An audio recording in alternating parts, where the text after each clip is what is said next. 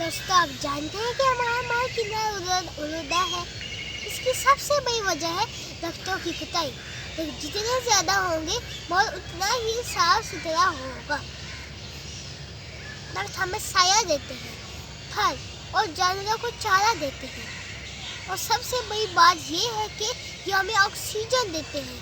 Oxygen के बगैर माल जिंदा रहना मुमकिन नहीं। दरख्त लगाएं अपने लिए, अगली नस्लों के लिए और अपने मुल्क के लिए। और बात अच्छी लगी तो मेरा channel my kids TV Pakistan को सब्सक्राइब जरूर कर लें, घंटी का बटन दबा दें और फेसबुक पर भी पेज लाइक करें। फिर मिलेंगे। अल्लाह हाफिज़।